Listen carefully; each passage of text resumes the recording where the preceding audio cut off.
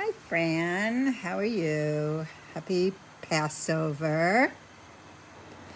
So nice to see you, or see your name and think about you.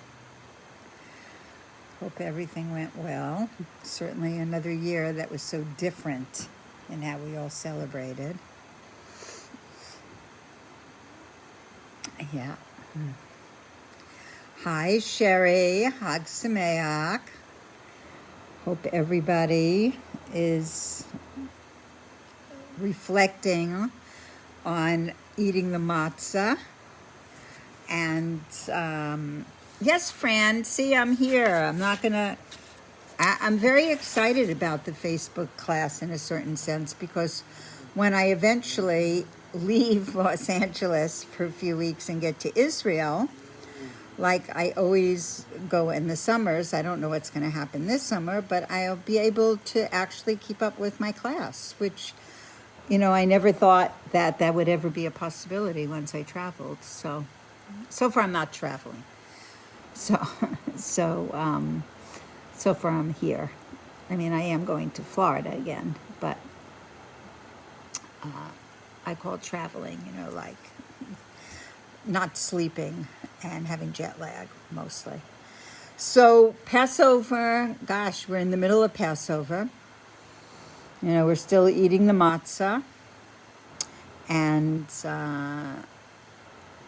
it's really a different experience than the experiences that we've all had our whole entire life. It's only the second year that the High Center, hi Lorette, happy Passover, that we did not do a public Seder. Hi Jill, how are you? And it was Patrice, hi. It was so different not to have a public Seder. It was, we had a few grandchildren, and we've never really focused on the kids before, and Passover is a time that you engage your kids and you focus on your kids. Look at that, two old friends meet, Jill and Patrice. Yes, Jill, we're coming down. We want to do something in the desert. It'd be wonderful to do another retreat in the near future. Yes, Jill, you came to one of the Seders. You came all the way from Palm Springs. That's so amazing. I remember that when my children were babies, we used to actually have about 3 times the amount of people that we used to sometimes have 700, 800 people at a Seder in the 1970s, because late 1970s and early 1980s, because there was actually, I don't think, anyone doing public Seders in Los Angeles at the time. The shuls weren't doing them. There was very few. There was only like 3 Chabads at the time, and one was Santa Monica and one was in Fairfax. Rabbi Levitansky always did one, but we used to have hundreds and hundreds of people. But this year it was basically my family. I had kids from New York and kids from Pico Robertson, and it certainly was different. And I hope that I ate the matzah correctly, and that connection between faith and heart that we studied about last week took effect. So I'm going to start. There's a lot to learn tonight. I prepared a lot of different things, and we'll see how it goes, okay? So first I want to start off with the Parsha, because we missed the Parsha last week in preparing for Passover.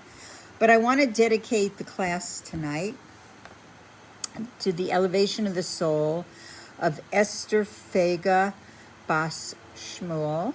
That was my mother-in-law. Today is her yahrzeit. And she was a woman, a very powerful woman. I just want to say, Pesach Sameach Shira. I had some kids that were just in Sedona, and they sent beautiful pictures of the red rocks and the water pools, and made me long for a visit. So my mother-in-law, Esther Fega Bas Shmuel, came was born in Matterstoff, Austria, or Hungary. I don't know exactly where the border was at that time. Thank you, Lorette. And they lived in Vienna, Austria. And when the Nazis came to Vienna, they lived in a building that Shlomo and I actually got to visit. And when the Nazis came, they came into the building, and there was the president of their synagogue that lived there. And Amalei, I was never lost, Amalei. Either were you. So they took the president of the synagogue and they threw him from the building. And people went and they warned my father-in-law, because he was the cantor, the chazan of the shul, that he should not go back into his apartment. And that night he escaped. They had 3 children actually at the time. Shlomo was not born yet. And they left the children with relatives, with the grandparents, and then with some aunts and uncles, because Shlomo's parents, his mother and father, were able to had visas to come to the United States, but they couldn't get visas for their children. And they were promised, after they were in the United States, by the highest organization, and that they would work. They would give them the visas within a year for their children. So they distributed their children, and then Shlomo's father was a Hungarian citizen, not an Austrian citizen. His mother, from Matterstoff, it was in Austria. She was an Austrian citizen. And how did his father get to be a Hungarian citizen? Is they actually lived in Austria. But when his mother was pregnant, she had a sister that was getting married in Hungary. And she was what she thought was 8 months pregnant. And she went to attend the wedding, and she gave birth in Hungary. And therefore he was born in Hungary, and he was entitled to be a Hungarian citizen. So at that time, the Nazis were allowing Hungarian citizens to leave the country, but not Austrians. And so he went to the train station, and my mother-in-law, Estefega Bashmuel, whose yahrzeit is today, she went along, and she had a coat, and over her coat she was wearing a nightgown. And her husband got on the train, and she said to the Nazi guards, I want to go say goodbye to my husband. And she didn't have any paperwork. She said, I want to say goodbye. And she said, look, I'm in my pajamas. I'm ready to go home and go to sleep. And they said, okay, go on the train. And she went on the train, and she never came off, and they were able to escape Europe. And they came to America. And when the year was over and it was clear that the borders were shutting down completely, that there was the last ship that was leaving Europe for America, and my mother-in-law did not have the visas for her children in her hand, she went to the highest office that had promised them to her and weren't giving them to her. And she took a scissor and she held it at the neck of the person that was in charge. And she said, if you don't give me the visas right now, I'm going to kill you. Because the only thing that matters to me in my life is my children. And my life will not be worth living if my children die in Europe. And I think he might have been intending to give the visas anyway. And I don't know if she really would have killed him, but he saw the pain of this woman, and she did get the visas. And Shlomo's 2 sisters and brother were able to get out of Europe on the last boat that went out. And the story goes on and on, how they came to America. And Shlomo was the only child that was born in the United States. So she was a beautiful woman. She was very strong and very powerful. And of course, she idolized her son, Shlomo, as many people did. So anyway, I want to dedicate this evening to her, to the elevation of her soul. So Parsha Shimini, this is the Parsha that we're in this week, and there's some of my favorite pieces in this Parsha. And then after we do the Parsha, we'll study about the Yom Tov that is coming up, which is called the crossing of the Red Sea, the 7th day of Passover, and a little bit about the Sfirat HaOmer, the counting of the Omer. So in this parsha, it's discussing a few subjects. It's discussing the 8th day of the inauguration of the Mishkan that stood in the desert. So it says from Rosh Chodesh Nisan, for 8 days, for 7 days actually, the Mishkan was erected and then taken apart, and erected and taken apart. And on the 8th day, it was left up, and the service in the holy Mishkan, the holy sanctuary, began on the 8th day. And also there is in this parsha the death of Aaron's 2 sons, which we're going to go into in a minute, and also about which animals are kosher and which animals are not kosher in order to be able to eat them. And also, lastly, the prohibition against eating insects and creeping things. Nomi from Yerushalayim, Moedim L'Simcha, how beautiful. We have a little bit of the holy air with us. And I saw some of the Berkas Kohanim at the Kotel, and them singing Hallel at the Kotel, and gosh, it's so moving, really, so touching. And you have to carry all our prayers with we're making you our emissary to take all our prayers to the highest place in Yerushalayim. So it says here that the 8th day of induction of the establishing of the Mishkan has an advantage over all the 7 days that preceded it, because it was not taken down. On all the other days it was erected and taken down, and on this day it was not taken down. So, and we know that anything that is commanded by the Torah endures, no matter that we don't have it today, but it endures. So the temporary erection of the sanctuary in the 7 days of the induction of the kind of practice service is something that was lasting. It's lasting even though we don't have the physical building with us. But it wasn't the same. The first 7 days was not the same as the 8th day, because on the 8th day, it says a fire descended from the heaven, and that did not occur during the other 6 days, the other 7 days before it. So these days were very special. Also, now the Parsha, in connection to it, is going to be talking about the death of Aaron's sons and how we prevent such a thing in the future. So we know that, I think we've learned this, for some of you who've been learning with me for many years, we've learned this concept before. It's such a basic concept in Hasidus. It's very deep, and it's very hard to wrap our minds around, but it's something that's very inspiring in how one comes to serve God and how one brings that holiness into one's life. So it teaches us the concept of what we call Ritzo and Shov, of the running out and the returning. But the death of Aaron's sons is really only signifying the quality of Ritzo, the quality of the running out. And they were sanctifying God. They wanted to sanctify God. And that even though, and one of the things it's teaching us is that no matter what level, even the highest level that someone is on, that precautions need to be taken so that they don't let their soul just fly up in rapture to the highest of the heavens. So I just want to go into the footnote a little.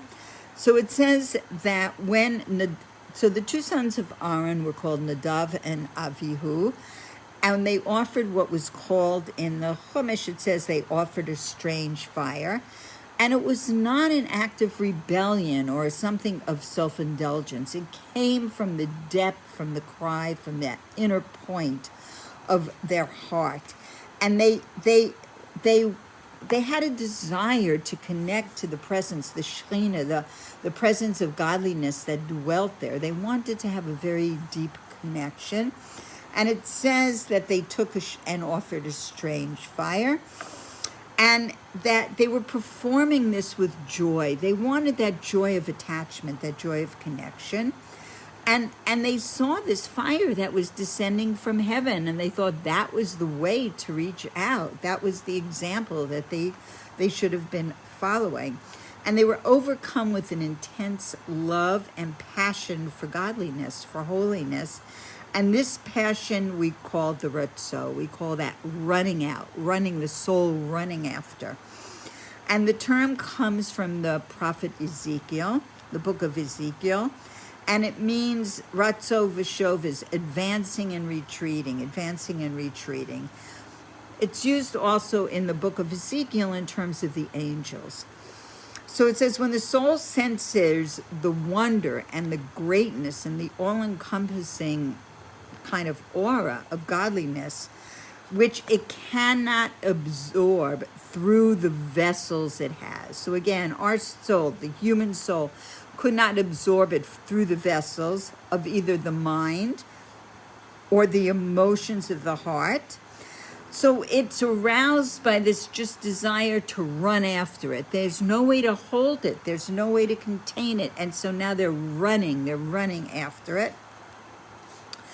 To step out of the vessels that are holding them back, the vessels that cannot contain this holiness. And they're obsessed with the desire to become one with divinity. Okay, let's go on. So there is this ecstatic sense of close hanefesh, of the clinging of the soul enraptured to the point of expiring. That's what happened to them. And because that soul is seeking to flee from the restrictions of the body and the physical world. It only wants godliness. It's not content without it. And there, from the book of Psalms, it says, my soul thirsts for you to see your might and glory. And this feeling grows more intense. It even says, another psalm says, I am, from the Song of Songs really, I am sick with love. And this culminates in the total rapture of the soul, that my soul is yearning, that my soul is pining, and it's about to expire. And this is the concept of ratzo, of the running out and the clinging of the soul. But in contradiction to this act is the act of shuv, the act of return, of retreat.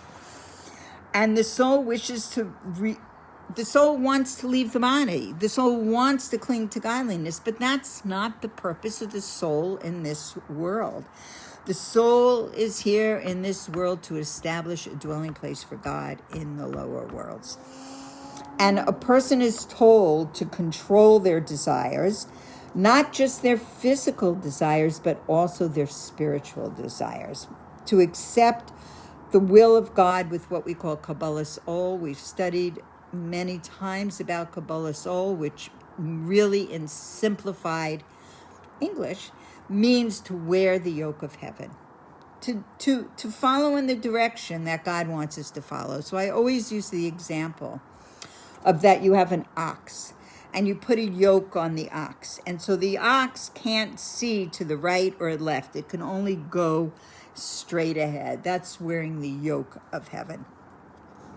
And to observe Torah and mitzvahs, that is our job. That is what we're given to do. And it says, you shall go after God, your God. And we need to have not only running after God, but that inspiration returning us back into the physical world. And Hasidus explains that what was the quote-unquote sin of Nadav and Avihu was they surrendered to this feeling that when they drew near to that brightness, that holiness, that rapture of godliness, they died. And that was not their job. Their job was to take that inspiration and to return back into the earth. So it says then next in this parsha, it talks about insects and creeping things right next to when it's talking about these highest and holiest and loftiest things. Now it's talking about insects, which none of us like, unless you're an insect person, and creepy things, which I don't know anybody that likes creepy things. So we have an instinctive loathing for it, and for many people find it very repulsive, except for young children. all my grandkids from all over the world are all on holidays, trips, some in South Africa, some in Israel. My Boston kids who are on their way here and will be here tomorrow have been in Arizona, and they're all by animals. And I have a whole bunch of grandchildren today that send pictures of snakes hanging on their neck, and they're at a reptile farm, and I'm just going, oi. So that's not an activity I will do. But it says, how do you place these two things side by side? The holiness of Nadav v'Avihu clinging to God, and then these creepy insects and reptiles. So it would seem that there is a lesson, obviously, in this. And it says here that there are many sublime levels. And we have, again, the principle of Kabbalah's all, the acceptance of the yoke of heaven. For I am God who brought you up from the land of Egypt. Why? To follow my commandments, to accept my commandments. And what is it that we're dealing with? We're dealing with a physical body. So there is a story that is told by the Maggid of Mezrich. The Maggid of Mezrich was the disciple of the Baal Shem Tov, and he was the teacher of the Alter Rebbe. And he had a vision, and he saw Moshe, instructing children, teaching them the following verse, that Abraham fell on his face and laughed, and said in his heart, can 100-year-old have a child? So an angel of God came to tell Abraham, this time next year you're going to have a child. He's 100 years old. He fell on his face and he laughed. So Moses explaining what the commentaries are saying about it, meaning that first of all, you might wonder, how could Abraham, the founder of, the first Jew and our Holy Father, how could he have doubted what God was saying? And the answer is because of his body. Even a body that's holy is still a body, is still flesh. It's not in the nature of a body to have a child at 100 years old. So we're dealing with this physical body, but from the positive side, that the body itself is rooted in a source that transcends intellect, that transcends contemplation, that can go beyond, that can connect to holiness through doing a mitzvah, that can connect to God, that can elevate all eating by saying blessings and eating holy food. Business by using correct weights and measures and being honest. By intimacy, by following the laws, the holy laws of Torah.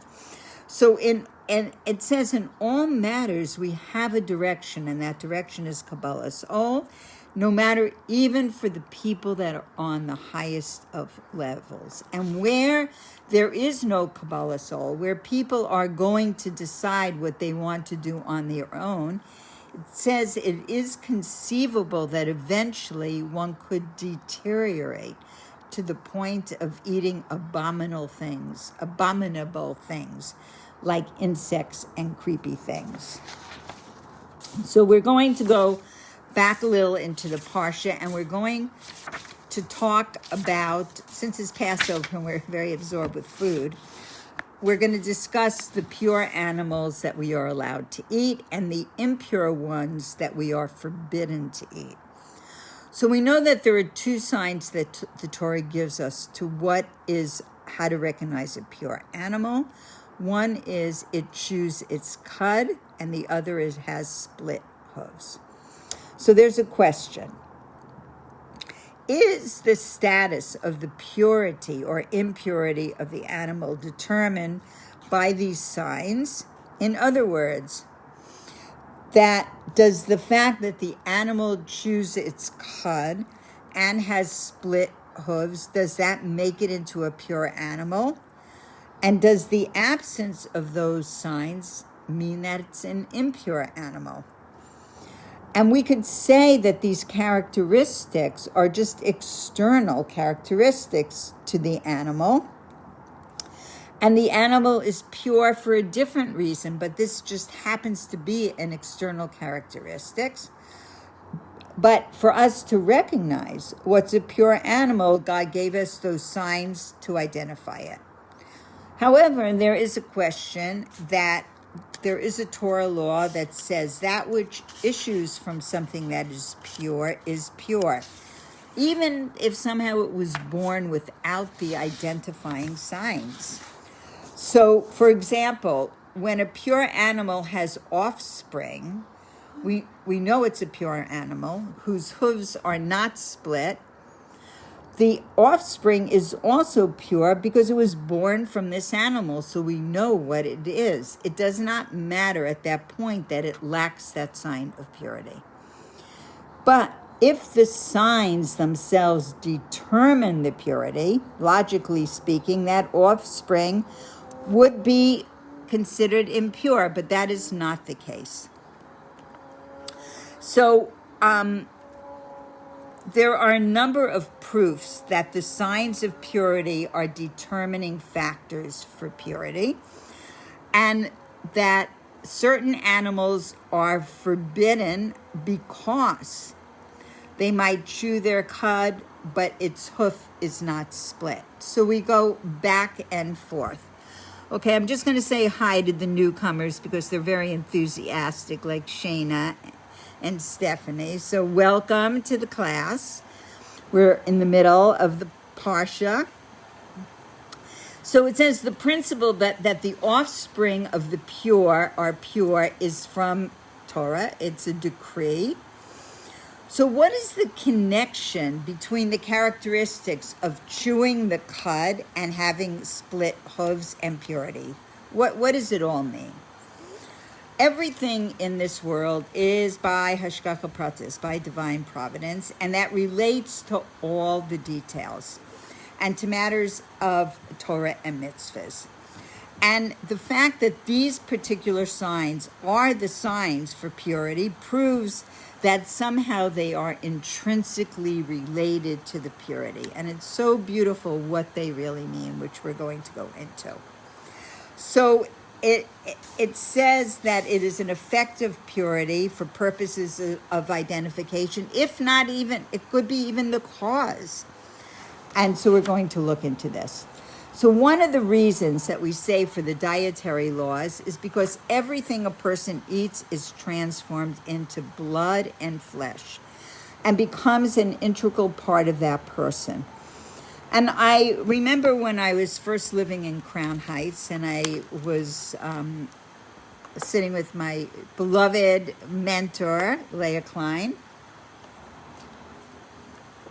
who had seen many, many Balei Tshuva, people who were raised with really little or no Judaism, like I was, and went off to the east, lived in India and on communes and did all kinds of other practices for many years. And she told me that she had this theory. And the theory was that during those years, the years that I was in college, let's say in the 60s, and that there was a huge movement to be vegetarians. Somehow healthy eating and vegetarianism became very much kind of in the world. And so what happens when you become a vegetarian, especially if you're Jewish? You stop eating all kinds of food that are treif, that are impure. And what do we know when a person eats non-kosher food? It says that the non-kosher food, the treif food, meaning the meats and the shellfishes and all of that they coarsen the soul.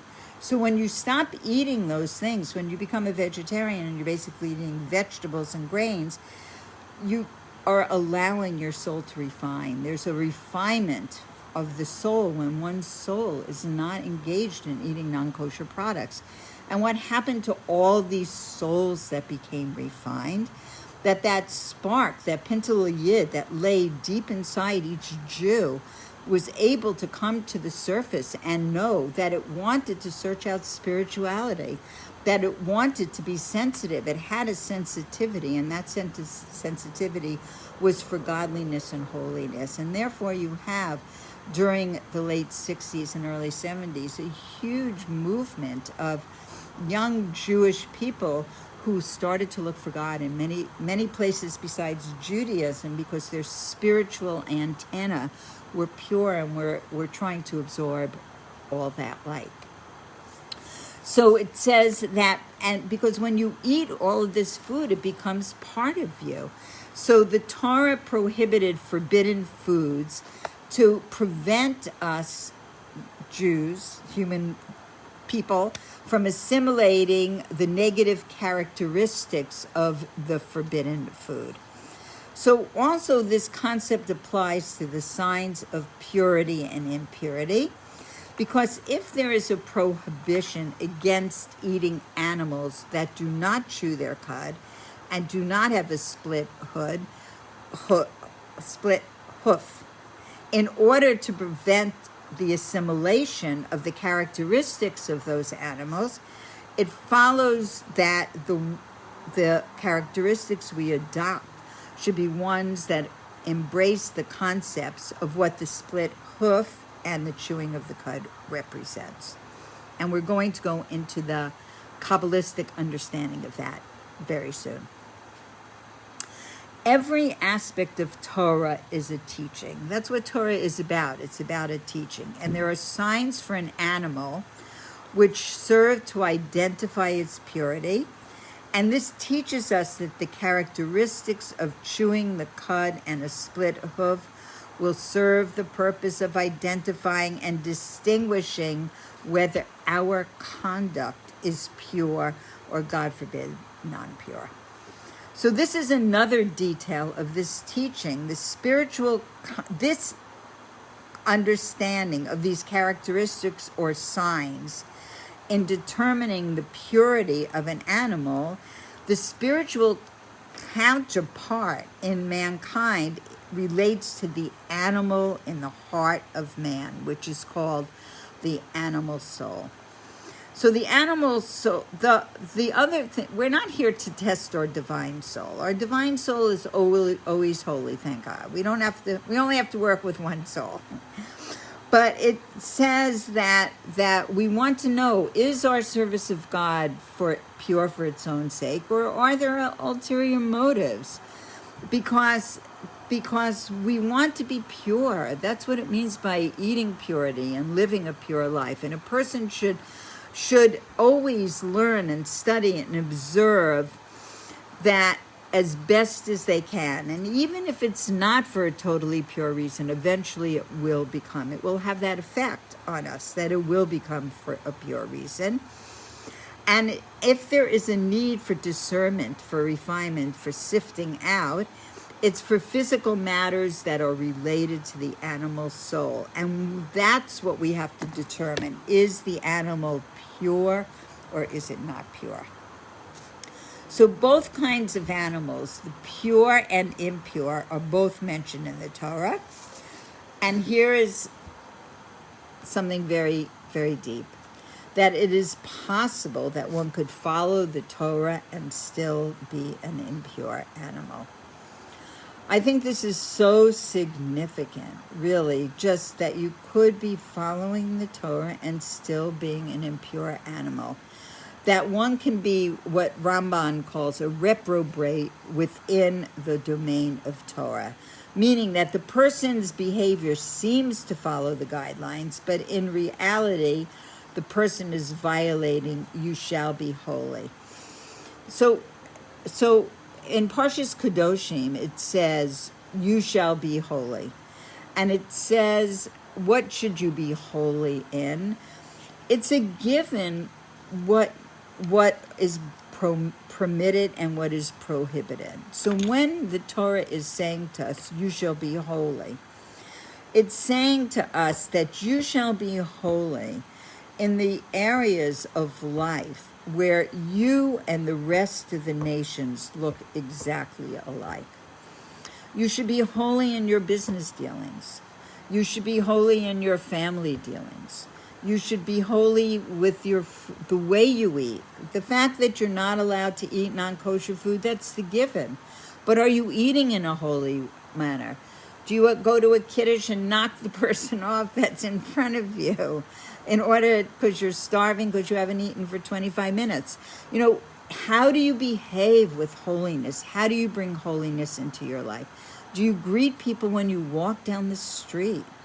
Do you pick up papers that are garbage lying around so you can make your area beautiful even if you didn't do it? I think it's one of the hardest concepts to teach children, to help put things away, or you want your area, you want it to be beautiful, whether you made the mess or you didn't make the mess. You know, we're all in this together. So it says, in order to discern what constitutes a pure animal, the Torah offers two signs: a split hoof and chewing the cud. So in animals, there's a basic difference between the head and a leg. So we know that that even if it's a kosher animal and it has some kind of a defect, it makes the animal treif, it makes the animal unholy. And we know that animals have legs that are close to the ground, the earth. And it says, there's an analogy to the person, is that the animal's soul has legs. And what are the legs for? The legs are for the quality of doing, of acting. And that's the only thing of the animal soul that needs to be connected to the material world, is how it acts, how it behaves, what it's doing. But that the qualities of the head, the superior qualities, should be given over to something else. So there's a story, I've told it before, I'm going to tell it again. The Rebbe is speaking about it here. This teaching is from the Lubavitcher Rebbe on the Parsha. So it says, in the time of the Rebbe Rashab, who was a few Rebbes back, there was a chassid who had many talents. He was a very respected member of the community, and he was very involved with business with galoshes. If you're from the East Coast, you know what galoshes are, rain boots.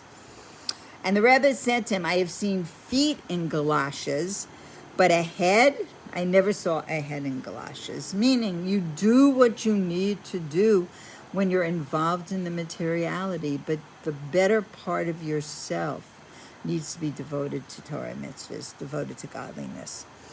So it says, even with regards to the leg, there has to be a hoof between the leg and the ground or the earth. An interposition between the feet and worldliness. The hoof signifies this interposition and concealment, but it has to be split.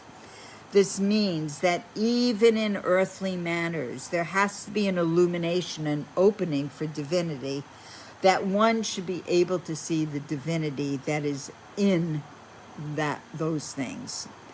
So the Tanya explains that the term for a sore, which means forbidden, when we're talking about a food, an animal that is forbidden, often also means chained or bound. So we're implying that the objects that are forbidden by the Torah are tied and bound by the forces of impurity, of what we call klipot, like evil shells of impurity. And the sparks of holiness that can animate them are imprisoned, and they cannot be released by a person. And that is why we are forbidden to partake of them. So is there sparks of holiness and everything? Yes. But they're so bound up, they're so chained that no matter what, by saying a blessing, by eating, no matter what, they cannot be released and elevated. The term mutter, which means permitted, on the other hand, means released or free. The implication is that the objects that are permitted by the Torah are not tied and bound down by klipa, by these forces of unholiness. The sparks of holiness that are within these pure things can be released and freed. And when such objects are used in this way, it expresses themselves in holiness. Hasidus explains that the different hooves of the animals signify these two aspects. Uncloven hooves, hooves that are not split or closed up, and the spark of holiness is, as it were, locked inside and cannot be extricated. The uncloven closed hoof is bound to pure physicality, to purely animal desires and goals. Animals with such hoofs are not permitted, they're forbidden. The split hoof, however, represents a quality which we call klipos noga, meaning a klipa with a brightness, an illumination that has a relationship to good and evil. So, for example, I have an apple, and I can eat that apple, and I can go and I can walk my neighbor across the street, or I can eat that apple and have the energy to rob a bank, God forbid. That's called klipos noga, that there's an illumination to it. It can be used, it's neither totally pure nor totally impure, but it can be used in either direction. So the cloven hoof is split, broken up, and allows holiness to penetrate. The split hoof does not block holiness, but allows it to radiate and illuminate even the earthly matters that it's connected to. And this is a sign of animals that are pure. Okay, to continue. And it's stated in Tanya that even in mundane matters, one must not separate oneself from God. So even in our mundane lives, even when I'm doing my standing on my head, I can listen to a Torah class. That we can bring this level of purification into everything that we do. So the hoof has to be split entirely from the top to the bottom. That is what's considered a pure animal. And then only can the animal and man, the physical reality which is needed by the body, become a pure animal. And we understand this, that the word for animal, behema, is an acronym for basar hayored min hashemayim, meaning flesh that descends from heaven, because nothing impure descends from heaven. So there's another aspect to the split hoof, the hoof that's divided in two, to indicate our walking on the earth. Our mundane involvements must include the two principles. One is the right hand draws near, and the other is the left hand thrusts away. So some people only do the right hand draws near without any restraint, and they argue that in order to bring a Jew closer to Torah, it is worth to just be flexible in everything you do, not to have these standards, not to determine what's pure and impure. And we know that one needs to bring Jews closer. It says, love the creatures and bring them close to Torah. And what are the creatures? Even those that have no redeeming qualities to them at all, except that they were created by God. So we want to be a vehicle that can be used for elevation in the world. So there is another parable that when a person is lost in the forest among ferocious beasts, it's obvious that person did not go out the door of their house and end up lost in the forest. At first, they took the royal path of the king. Then they veered one handbreadth from this royal path, and then another, and another, and another, until all of a sudden they found themselves in the midst of this forest surrounded by wild beasts. So the sign of a split hoof is not only sufficient. There also has to be the sign of the chewing of the cud. So it indicates that one must be careful to chew over every mundane activity which one undertakes. Like, don't be mindless. Be aware, think about it, clarify, determine whether to do it. Put it under the microscope of purity. You want to do things not thoughtlessly or mindlessly, but with a lot of consciousness. And because we have a way to call this in Hasidus, and it's called the process of birurim, which is purification, clarification, or sifting. In the Kabbalistic Hasidic terminology, the concept of purification as sublimation, meaning purifying reality and sublimating it for its purpose, which is to serve God, means to sift out the holy sparks, the sparks of divinity from the klipot, from the impurities, from the realm of evil. And these sparks are embedded in this klipot in order to allow them to exist so that they can serve their purpose in their particular way of serving in the creation.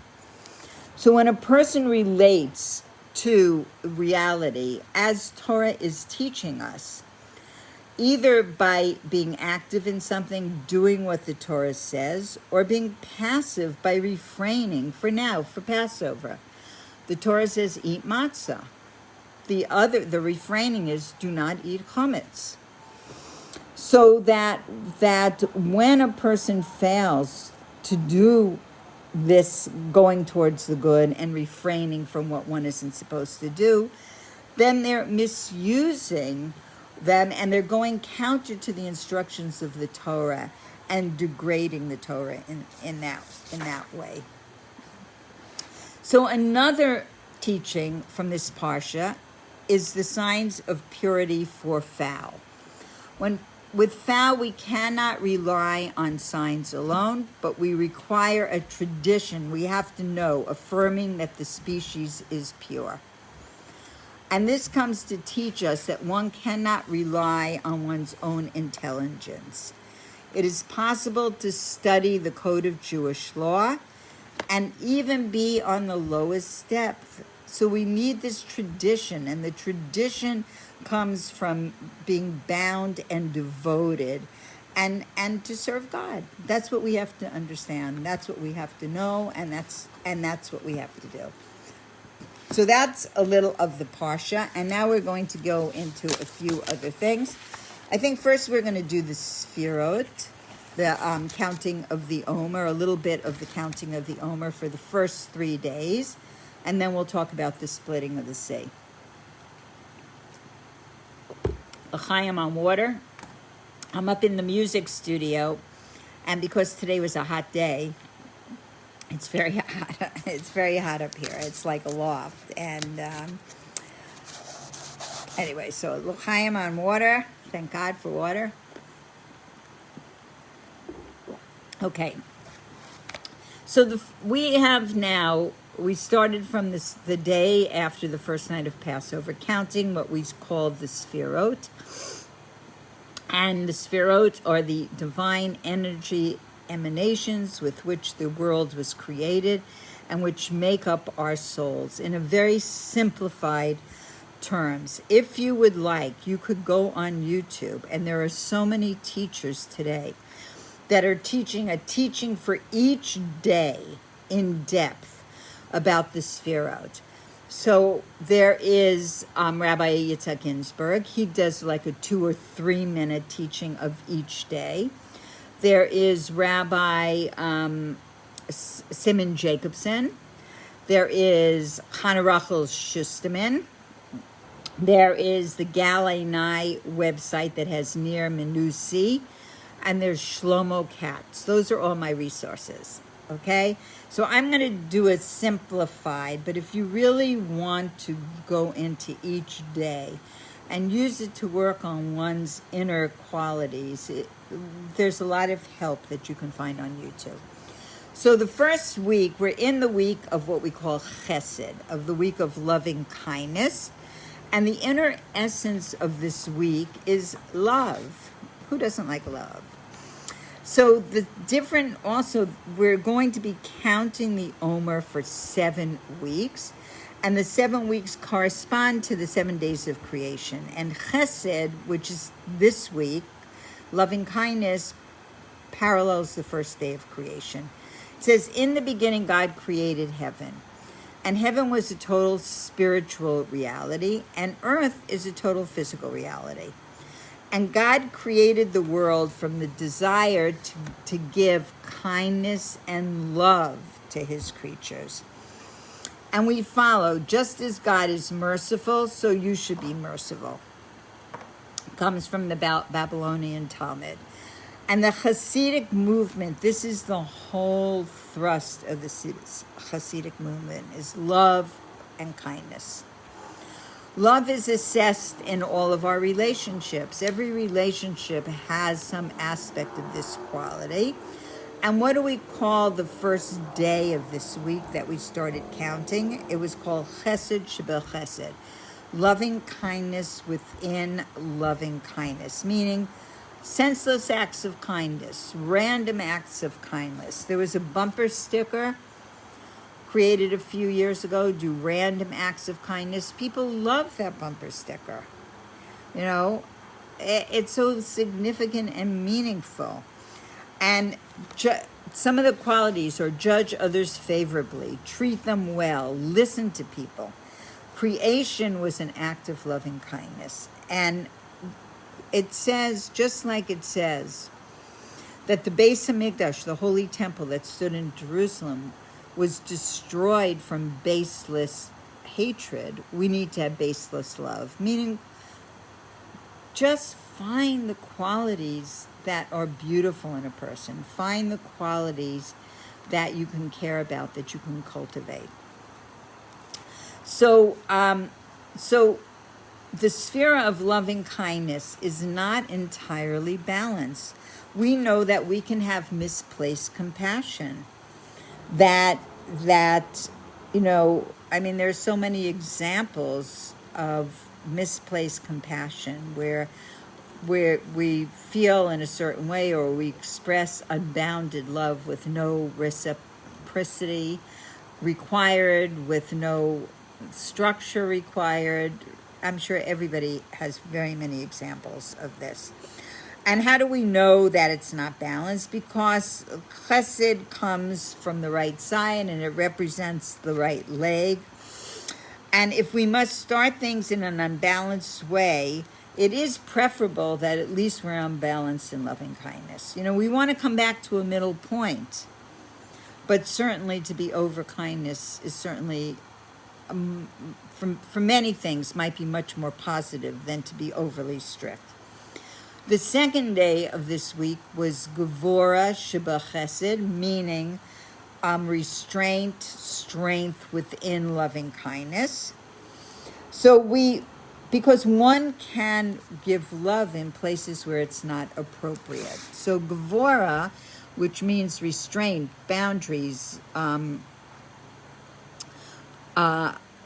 limitations in a certain way, where you're limiting that love, and that the gematria, the numerical value of the word for Gevura, equals the word for Yira, which is fear. So Gevura in Chesed, this strength within love, reflects in a statement from the Mishnah that says, the might of rains. So it says heavens have a reservoir of Chesed, of loving kindness, and they're ready to give it to the world. How does it come? Through rain. But there's a certain allotted portion of raindrops, and they have to be sent where they're needed, and that's what Gevura determines, where it is needed. It's the power to divide and differentiate, to make distance, but distance that brings close. So the addition of Gevura to Chesed can be interpreted in 3 different ways. One is distancing. See others as they are. Sometimes when somebody is so close to you, you over-identify with them. Number 2 is to focus. So we know that Gevura that Abraham is connected to loving kindness. Yitzhak, our forefather, is connected to Gevurah. He was a digger of wells, and it says he lived his whole life in one land, which was Eretz Yisrael. He had only one wife in his life, and he focused and he deepened. So Gevurah has the quality of focusing and deepening. And the third of its qualities is the quality of strengthening. That focusing increases the power of light, like it's a laser beam. From the Mishnah, it says like a spring. What is a spring? A spring is a small opening through which water overcomes gravity and rises upward. So Gevurah Chesed allows something to strengthen and grow.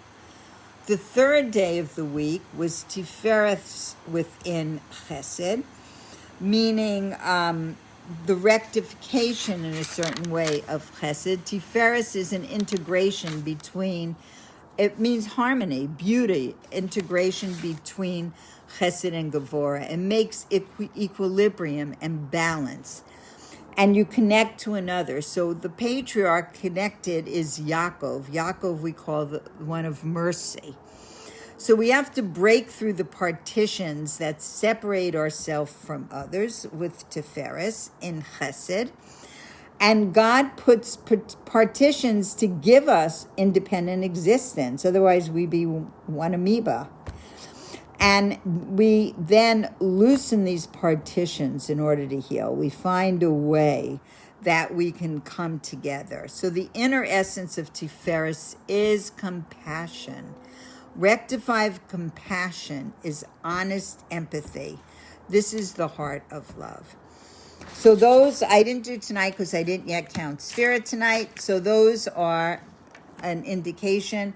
I highly suggest that people go on one of the YouTubes and really each week follow along and work on these qualities within oneself. Okay, so now we're coming to the last days of the Passover holiday, which is called the 7th day of Passover, which is about the splitting of the sea. I want to say that it's my son-in-law Dov Rosenblatt's birthday. And we serve him matzah for his birthday. And so we're coming. He's here with us this Pesach, and we're planning to have a family birthday party and cross the sea together and greet Mashiach. And we're going to find out what the crossing of the sea is. Good morning, Sarah Lydia from Yerushalayim. Moedim l'simcha. So exciting to see Yerushalayim. My son Shmuley, I just want to say, returned today from South Africa. He's here for the rest of Passover and for a little bit of time. He went to my grandson's wedding there, and I have authentic pictures of him bungee jumping off cliffs and doing all kinds of dangerous activities to make a mother a little nervous with all my grandchildren. Well, my grandchildren in their 20s. And there are pictures of him. He went to some nature reserves with, and it was interesting, even in the photographs. You know, I've seen photographs of the nature reserves, but when you see your own children standing near those animals, it really is something quite, you see the godliness, you see the difference in each animal. I think I saw on their photos there was a giraffe. Sarah Lydia, I might have sent that to you. A giraffe, a rhinoceros, elephants, and I think one more thing that I saw that they had sent. Just really beautiful, the beauty of creation. And, you know, you see another country and you just see the rivers and I don't know, there's just so much to be grateful for, really, so much to praise and be grateful for in God's world. And then the pictures from Yerushalayim and the hundreds and people giving, the Kohanim giving blessings at the kotel to everybody, and that, you know, we're just so blessed, really. So the seventh day of Passover, commemorates the splitting of the Red Sea. So this is a very exciting kind of moment in our history because this was the climax of the Exodus from Egypt. Until the Israelites saw the Egyptians dead on the seashore, they remained in dread of Egypt's military might. And some of them, as we know, I don't think we're going to go in. I prepared a piece, but I don't think we're going to go into it, of the different levels of people wanting to go back. Let's just go forward. We don't want to hear the ones that wanted to go back. We want to hear about the ones that go forward. So it says, after the splitting of the sea, all fear of danger ended, and that was when the Jews experienced true freedom. So our sages consider these two events, the Exodus from Egypt and the splitting of the Red Sea, to be of such importance that we are commanded to recall them every single day. We are told every day in our prayers that we have to remember the going out of Egypt and also the splitting of the sea. And we know, I've said it before, I'm going to say it again, that the word Egypt comes from the root Mitzrayim, from Metzer, which means limitations or narrowness. And every day we are obligated to go out of our own limitations and our own narrowness. And it's a challenge for all of us. So we're not recalling it. We're actually actively involved in finding a way to do it. And these become very relevant stages in our service of God. And to leave Egypt means to transcend our limitations and not to identify ourselves as slaves, but as servants of God. But the Exodus was only complete after the splitting of the Red Sea. And on a personal level, again, each individual's experience of leaving Egypt is incomplete without the spiritual parallel to the splitting of the Red Sea. The commitment to leave Egypt, to transcend the limits of our individual selves, often poses a problem, even for us who are committed and want to do everything the best we can. Mitzrayim is determining our worldview. You know, we are affected by everything that's going on around us, even if we're committed to fully observing Torah. So it says that we want to make this fulfillment of Torah and mitzvahs an obligation that transcends our everyday existence. So there is a conflict between the worldview and practice of the world and the beliefs of Judaism. And it is true that it is easier to lead a spiritual life if we reject the material world. I mean, when I lived in India, I really didn't want to leave. I wanted to sit on that mountain and meditate, and sit on that mountain and have my spiritual practice and not have to be bothered with laundry and cooking and earning a living and, you know, all of those things. But it's easier to be spiritual when there's nothing interfering, when there's nothing coming, where there's no car honking at you when you're at a red light that you should be moving, you know. It's much easier not to have those experiences. But Judaism requires that we do it. It requires us to rise higher than our material existence every single day and to engage in all of the world, in all the deeds for the sake of heaven, and to be in touch with the world, but to be in touch in a way of serving God with holiness and joy. So there was a spiritual hurdle that was faced by the Jews after they left Egypt and before the splitting of the Red Sea. Even though they had departed from Egypt, Egypt was still a part of them. And it says, why did the Jews wander in the desert for 40 years? That it took 1 minute to take the Jews out of Egypt. But it took 40 years to take the Egypt out of the Jew. And that often it's a person's internalization of their environment and not really what's there that gives the most challenges in their service of God. So only after the splitting of the Red Sea were we able to break free from the invisible shackles, really, that bound us to Egypt. And there is a spiritual parallel to this miracle, and we have to resolve the conflict between our environment and our spiritual goals. And we have to have the potential to rise and live spiritually even when we're living inside the material world. And here is how we find the splitting of the Red Sea, splitting of the sea described. It says that he turned the sea into dry land. So in Hasidic thought, the sea is a metaphor for the material world that hides godliness within it.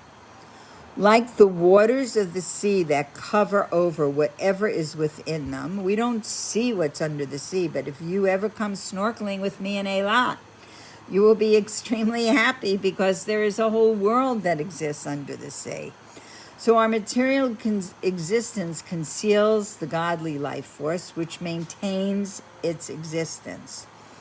And the transformation of the sea into dry land represents the revelation of the hidden truths, demonstrating that the world is not separate from God, but is united totally with God.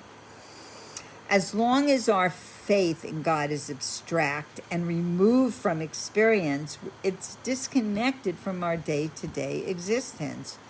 But when we recognize God's presence and God's influence in our life, we are able to see Torah as a means of establishing a connection with God that goes on in our day-to-day lives. So our spiritual service reflects this whole cycle of historical events that were experienced by the Jewish people. We're not commemorating them, we're reliving them, we're redoing them, we're elevating them.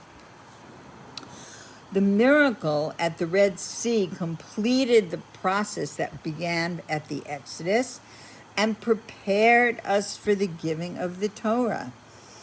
And we, in going out of our own personal Egypt, have to understand that God's presence is, we have to recognize the constant presence of God in our lives. The miracle at the Red Sea was a direct response to the actions of the Jewish people. The Torah relates that when the Jews found themselves trapped between the pursuing Egyptian army and the Red Sea, they became greatly frightened and they cried out to God. And God says to Moses, "Why do you cry out to me? Tell the children of Israel to go forward." And it says that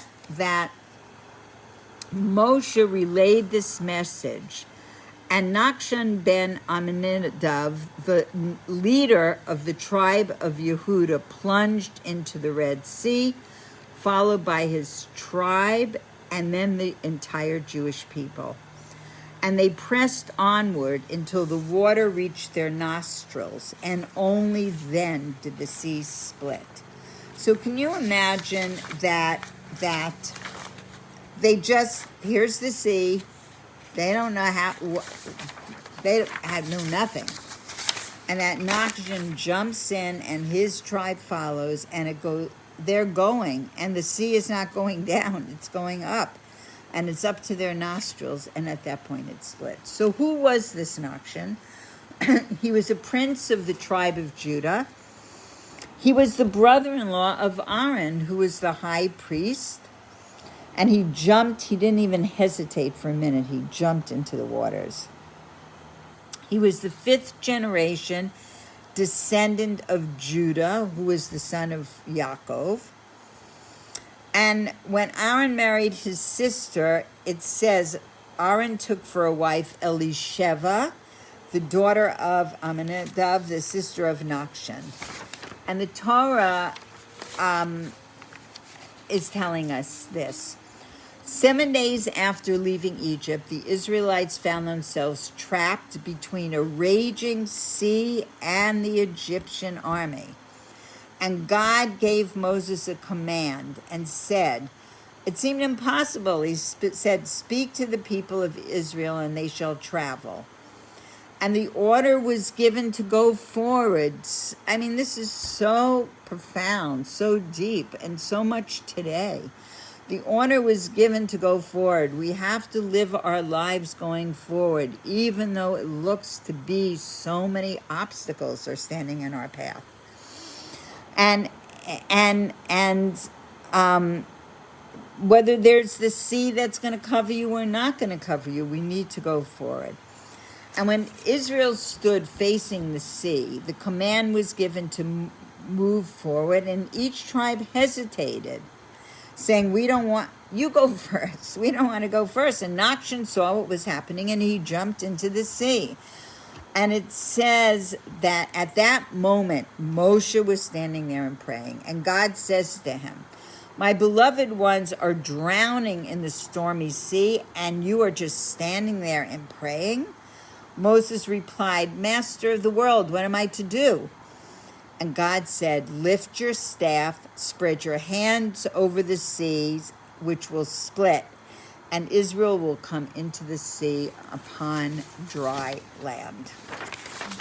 And that's what happened. And they followed Nachshon's lead, and all the Jews entered the sea, and they were saved.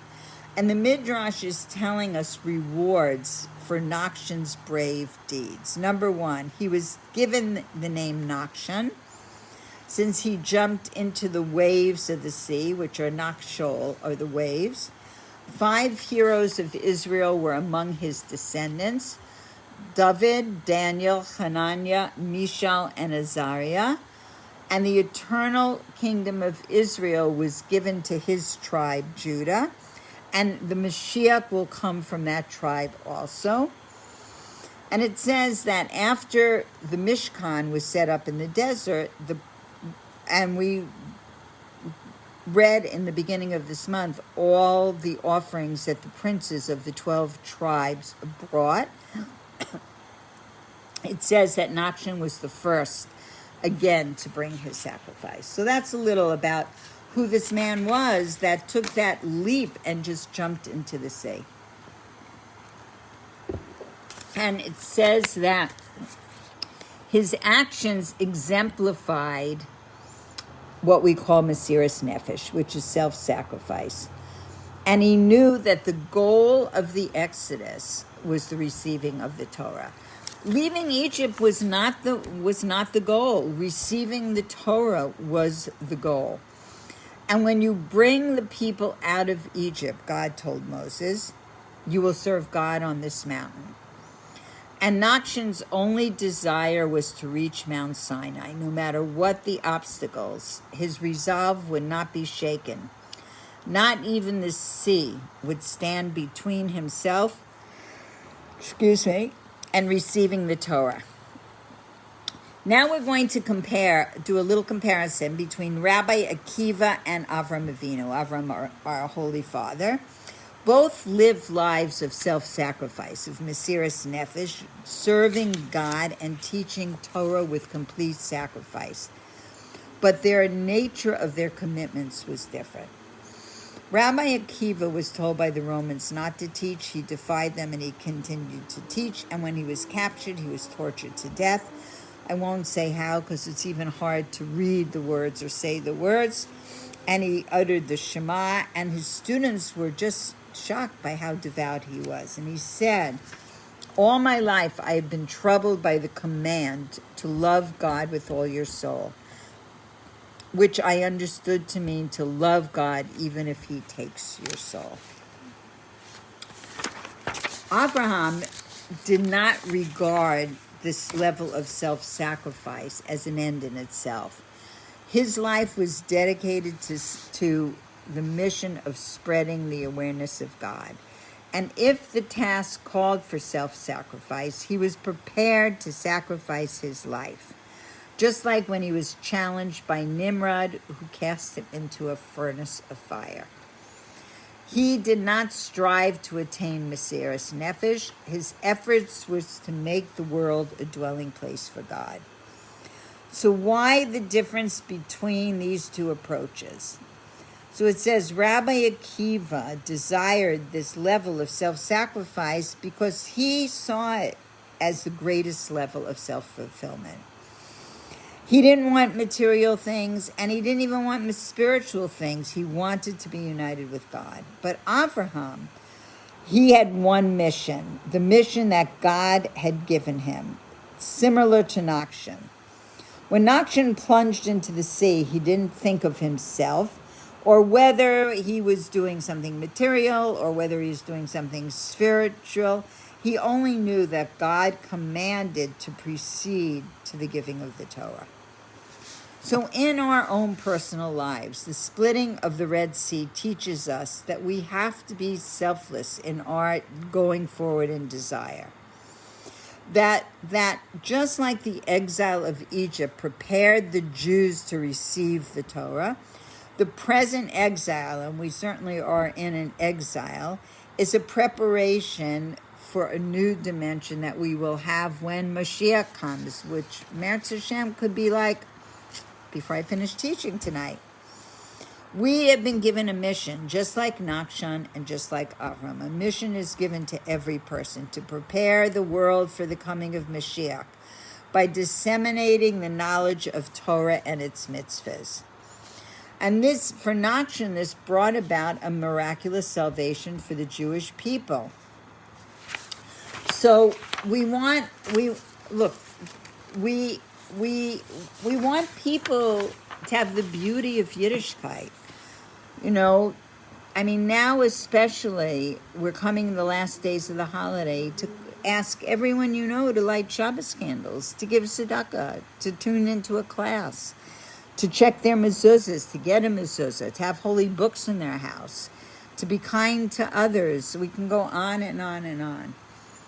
So this is what we want. This is going forward. This is living up to our spiritual potential of helping to bring that whole era and level of holiness and godliness into the world. So I want to share with you before the last teaching, I want to share a beautiful teaching that I was reading today, and I'll tell you who gave it over. There is a man, his name is Rabbi Yitzi Horowitz, and for 10 years he has had ALS, which is Lou Gehrig's disease, and he's basically, the only way he communicates is through his eyes and a computer, and he gives these beautiful Torah teachings with a tremendous amount of effort, and is in a very difficult situation. And many months ago, I think I read another piece from my friend's daughter-in-law who has ALS, who talked about when she found out she had it, that she sat weeping, never realizing how great her life was about to become. I can't even get those lines out of my head. What an attitude, what a strength. And he also, in his weekly Torah teachings, has such a strength. And this is a beautiful teaching on Pesach, so I want to share it with everybody. So we're told that the king of Egypt was told that the nation of Israel has fled. So Rashi explains that Paro sent officers along with the Jewish people when they left Egypt because they said they were only going for 3 days. And when they continued on after the 3 days, the officers returned to Paro, and they said the nation has fled. So during the plague of the firstborn, Egypt was willing to do anything to stop it, to have the Jewish people leave. So why didn't the Jewish people just say they're leaving for good? Like, bye, we're going. What was the point of keeping up the pretense of leaving just for 3 days?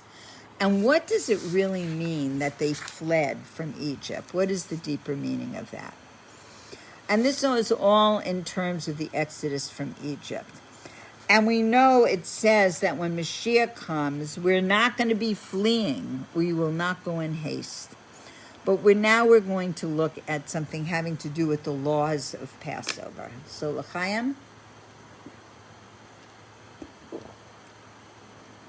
So at the Seder, to fulfill our obligation of eating the matzah, we must have what's called lechem oni, the bread of affliction. And that bread has just 2 ingredients, flour and water.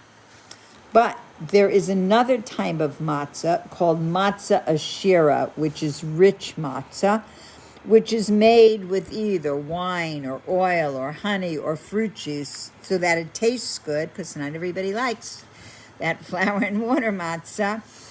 And it doesn't have any water mixed in the dough, and it can never become chametz because of that. Because that if any amount of water is added, that it will become chametz. So meaning that you can never have water in it. It will have juice or oil or honey, but no water, because the water will make it totally chametz, but those other things won't. But one does not fulfill the mitzvah of eating matzah on Pesach with what we call matzah ashira, which is called rich matzah. Because when it comes to the mitzvah, the commandment of eating matzah for all generations, the verse says, "You shall not eat the Pesach offering with chametz. 7 days you must eat matzah, which is lechem oni, the bread of affliction, because you went out of Egypt hastily." And scripture refers to lechem only, so we know that it can't be matzah ashira, and it says that you will not eat the Pesach offering with chametz. So it says that we know that it would have to be able to become chametz, and only matzah that has water and flour in it can become chametz, and that is why the matzah is watched so carefully and made under 18 minutes and with such strictness to be very careful that it does not become chametz. So it says, and we must eat this type of matzah because we went out of Egypt hastily. And this is linked to the flight of Egypt that was reported to Pharaoh. The nation of Israel has fled. So, in terms of talking about the Pesach Seders for the future generations, like our generation, that the first Pesach Seder, before leaving Egypt, there was the possibility of having matzah ashira because it doesn't say lechem only for the first Seder, but only that matzah had to be able to become chametz. It says you should guard the matzahs, implying that they should not become chametz. However, when it was actually the Exodus, that's all they had was this lechem only, the matzah that was only flour and water. So it says lechem only, the bread, this bread of affliction, doesn't have much flavor and is symbolic of serving God by accepting the Kabbalah soul, by wearing the yoke of heaven through hard work, through effort, through submitting ourselves to the will of God, even if we're not in that place spiritually. Matzah ashira, rich matzah, on the other hand, has flavor. It symbolizes serving God through understanding. Through your understanding, you become kind of in sync with God's will until God's will becomes your will, until you want what God wants for you. When leaving Egypt, they had to flee because the bad in the lives of the people were still prevalent. And we know that the Jews were on the minus 49th level of impurity. And if they hadn't fled, they could have never gotten out. They were not in sync with God's will. That would only happen later through a lot of effort and through the giving of the Torah. And this is true in our lives as well. So it says that whenever we are in a negative spiritual phase, which means in Egypt on our own, we must force ourselves to do what is right, fleeing from the negative in order to become in sync with God. And I see Stephanie has a question. Yes. So the difference is, Stephanie is asking that when leaving Egypt, we had to flee, just run out, flee. God had to actually take us out. But when we first started learning, we're talking about being mindful and being conscious. Because thank God, we are not on the 49th level of impurity. We are not minus 49. We might have to rectify 49 levels within ourselves. But we are not so steeped in impurity that we cannot move forward. With God's help, but we can move forward. We don't have to flee in order to move forward. And that is what the difference is. So we have the choice to make those decisions. We have the choice to choose the holy. We have the choice to choose chesed shebel chesed, then gevura shebel chesed, then tiferet. We have the ability to choose to rectify all our qualities. At that time, only God could kind of rip them out and say, here I am, and let's go forward. So it says we eat matzah in all generations in order to remember the day that we left Egypt all the days of our life. We have to remember it. When we're eating the matzah, it's not just a nice family party, and it's not just, oh, it's Pesach again. But we're to remember these days that we left Egypt, and what did we leave for? We left to receive the Torah. And in the Haggadah, we read that this includes the future. And why will we have to remember Exodus when the Mashiach comes? It says, and what kind of Egypt will we have to break free of? And the answer is none. But there will be one aspect of the Exodus that we should continue to relate to, and that is accepting the yoke of God. Kabbalah's all, to put all our effort into serving God. And it says that God took our ancestors from Egypt, and he said he will take us. And he said, shall I raise you. So he says raise twice. Why? The first is the Exodus from Egypt, and the second is the coming of Mashiach. And this is what we have been promised. We have been promised that we will be let out with Mashiach. And I just want to read to you the end of this teaching. This was the teaching by Rabbi Yitzi Horowitz. And I want to just read the end because it's very moving and touching. I mean, this is a person who actually writes by eye blinks on a computer all the teachings that he teaches. He says, lying here in my bed, unable to move or speak, unable to hug or kiss my precious children, I am in a physical Egypt. However, I know in my heart that God has put me here for a reason, to uplift people through my writings, my heart and my smile. That is why I work so hard writing these messages with my eyes. I know that eventually I will go out of my Egypt and be able to teach Torah with my mouth and write these teachings with my hand. I will be able to do father and a husband things for my wife and children, either by cure, by miracle, or with the coming of Mashiach. I know it is going to happen. May we break free from our personal Egypts, whether they be a physical, spiritual, emotional, or psychological, and become in sync with God.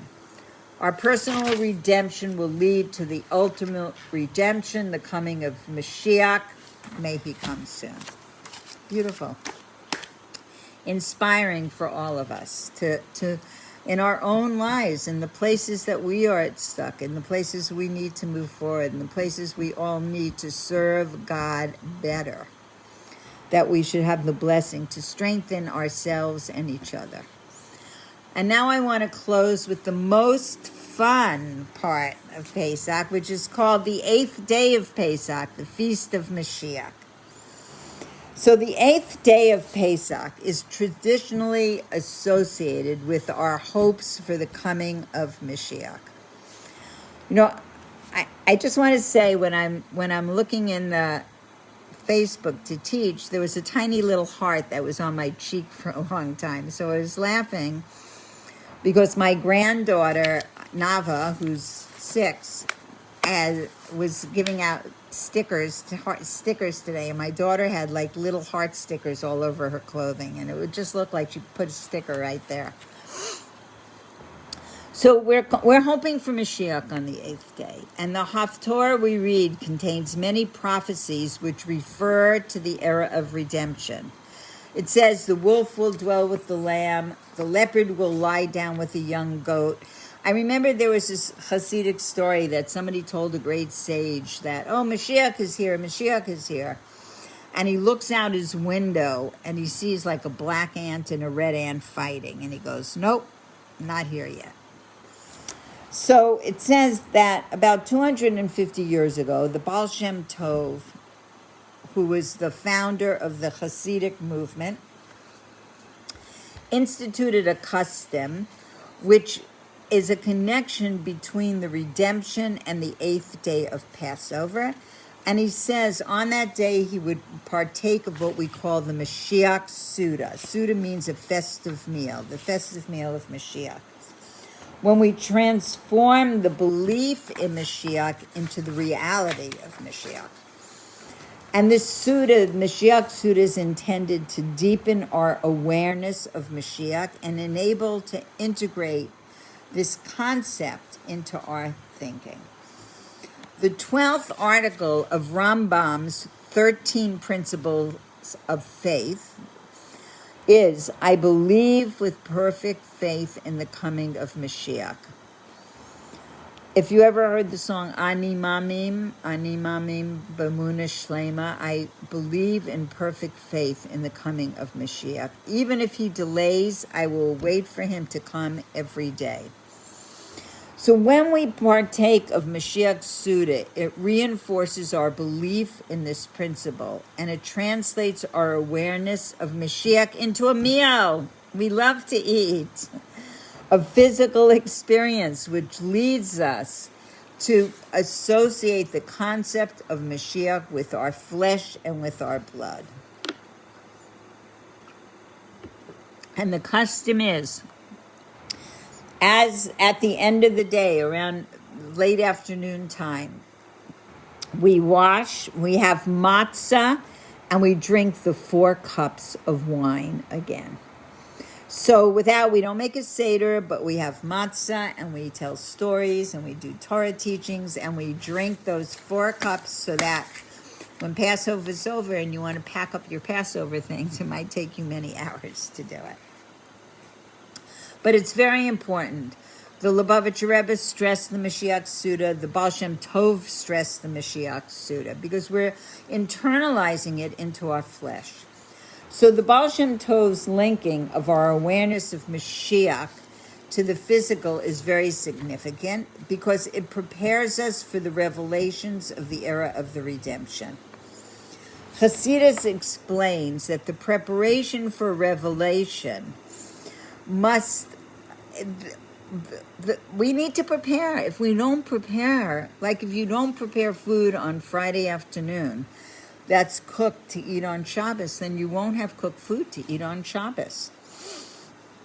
So Mashiach Suda is held on the 8th day, and we're preparing with physical activities such as eating and as drinking.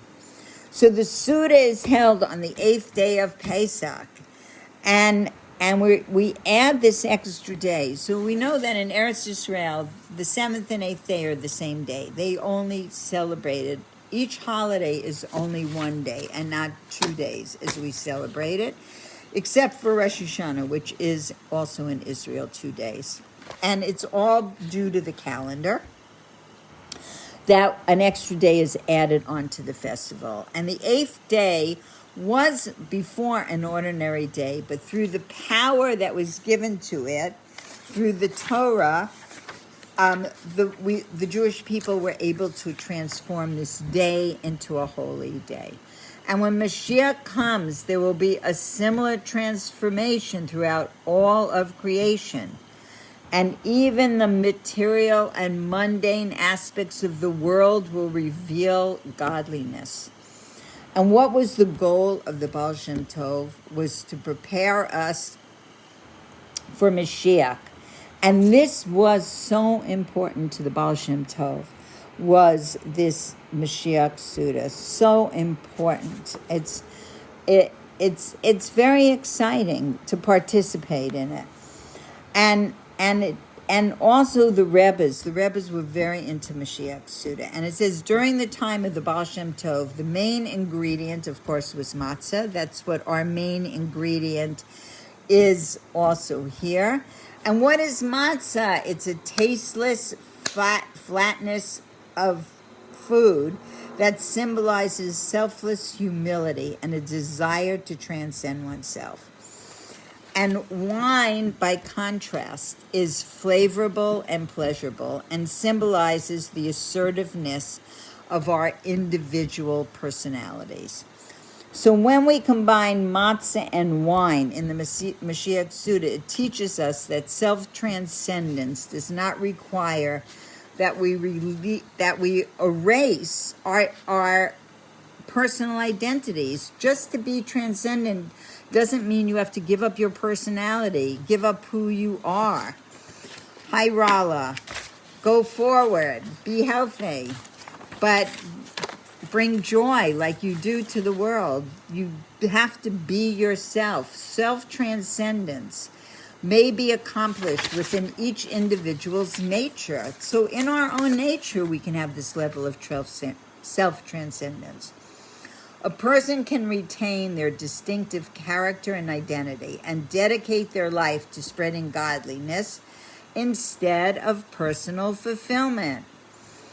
And a person can transform their will to a more complete level of service of God, in which this commitment permeates every aspect of one's personality. And this is what the Baal Shem taught each Jew, how to reveal their essential godly nature and rise above their personal identity.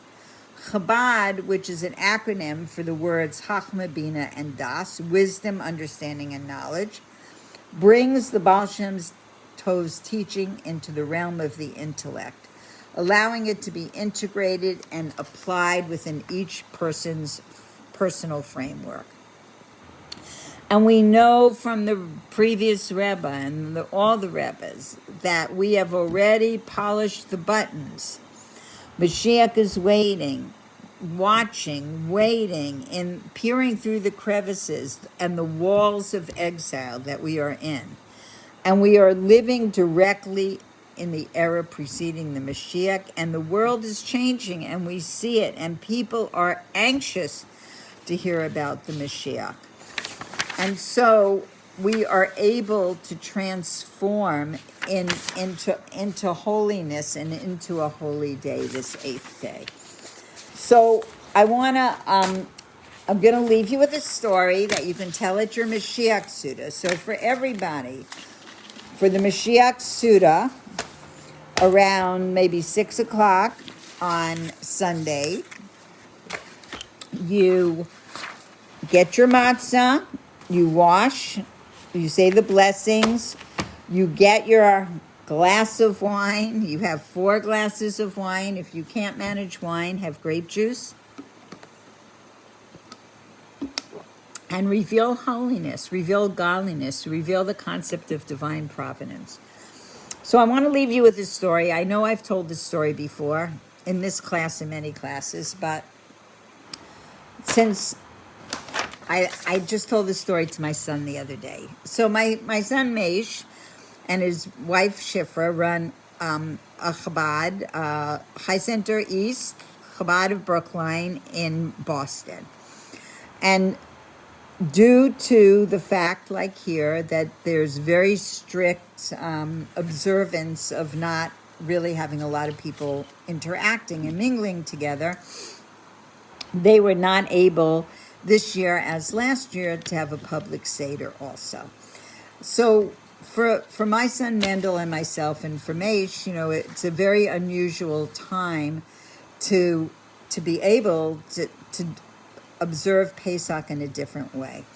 So my son Mendel, took advantage and went to see family out of state with his wife and kids on a special trip that they've never been able to do. And my son Maish also flew to Flagstaff, Arizona, where his wife's brother has a beautiful Chabad house. And when I saw the pictures, everybody should go there. It's in the middle of the woods, and it's beautiful. And the people who built it dedicated it to their mother, and it so happens that their mother was one of my mother's best friends. So it's like a very interesting connections. So I said to my son Maish, do you know that story that happened in the Chabad of Flagstaff having to do with my husband and his family? And he said, no, he never heard the story. So I told him the story on Friday, and I'm going to share the story now, and I'm sure some of you have heard it before. So Flagstaff, Arizona is near the Grand Canyon, and in the summers they do get a lot of tourists. And a lot of times it's very interesting for many of the Chabad houses that are in, beautiful places, Flagstaff and in Sedona and in Montana and in Wyoming and South Dakota and North Dakota and all over. There are different Chabad houses in beautiful places, and people go to the national parks. And when you're away and you're traveling, you're very open to different experiences. Like my son Mendel went for many, many years to the Cannes Film Festival and made a Shabbos dinner there for the movie people and producers and people who would never in their lifetime go to a Shabbos dinner in Los Angeles or wherever they live, ran to come to these Shabbos dinners. So people who are on vacation, even though they might not observe Shabbos normally, they're very open to having a Jewish experience. They're in a city, they're in a town, they hear about this beautiful Shabbat dinner, they're going to come. So it happened to be that there were about 30 people at this Shabbat dinner many years ago. My husband was still alive, so maybe 7 or 8 years ago when I first heard the story. We heard the story. And they were having a Shabbos dinner, and the rabbi said that let's all go around the table. There are 30 of us here, and everybody will share a Jewish experience. Say who you are, how you got here, and let's share a Jewish experience. So there's a woman who, it's her turn, and she says, I'm here with my husband. We were touring the Grand Canyon. I'm a retired social worker from Philadelphia, and I have a story to share.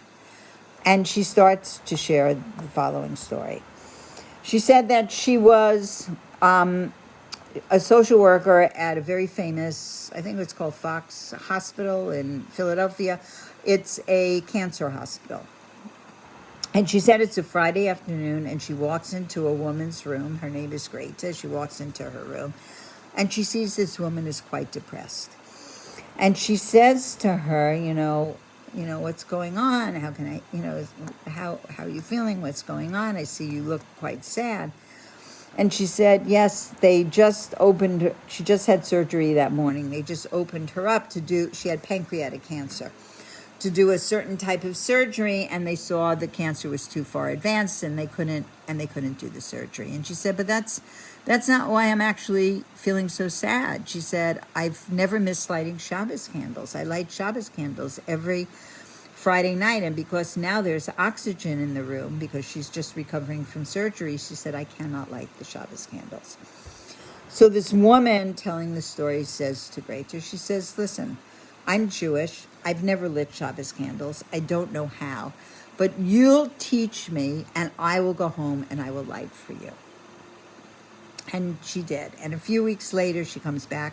Greta's still in the hospital room. And she comes in and she says to her, I want you to know I'm still lighting the Shabbos candles for you. And she said, oh, that's wonderful. She says, let me introduce you to my brother. He's a very well-known rabbi from Los Angeles. And she says, "This is my brother, Rabbi Shlomo Schwartz." So now this woman is telling this story at this Chabad house, and the rabbi, he's the brother, his sister is Shlomo Schwartz's daughter-in-law. So the rabbi says, "Oh my God, that's my sister's, father-in-law." And the woman continues, and she said that for this story happened to me 24 years ago. And she said, and since then, from that first day, I have lit every single Friday 5 candles. I've never stopped. I light a candle for myself, for my husband, for my 2 sons, and for Greta. And every week for 24 years, she has lit Shabbos candles because of Greta, and she includes Greta. And Greta is my husband's, one of his sisters. So, these stories of divine providence, Flagstaff, Arizona, random Shabbos, that she pick a story. The woman had a million stories. She picks that story there, and that we have the gift of knowing that story. So we know that nothing is by chance. And we have been promised. I heard the words from the mouth of the Lubavitcher Rebbe that Mashiach will be coming. And that all we have to do is the buttons have been shown, and we're waiting. And hopefully this year, when you will eat on the last day of Pesach, your matzah, your matzah, and drink your wine, that it should be that we will have the gift and our inheritance of really the holiness should spread for everybody into the whole world. So I want to say l'chaim, thank you everybody for joining. I'm going to say l'chaim on my water. And next week we will have class again, and maybe we'll have a little chametz. Who knows? So everybody should. Oh, I just want to say, don't forget, candle lighting Friday night is Lachad Lekner Shel Shabbos and Yontov and Shekiano. And Saturday night, also, you must light from a pre-existing flame. So that in Los Angeles, look up the time of candle lighting for your local area. But in Los Angeles, candle lighting is something like 10 of 7 or 5 of 7. And then Saturday night, you have to wait until it's dark, so you can't light candles till after 8 o'clock. And it needs to be from a pre-existing flame. So, L'chaim, Phyllis is her birthday. It should be a year of revealed blessings for you and for everybody. So, thank you, everybody, for coming, and have a beautiful rest of Pesach.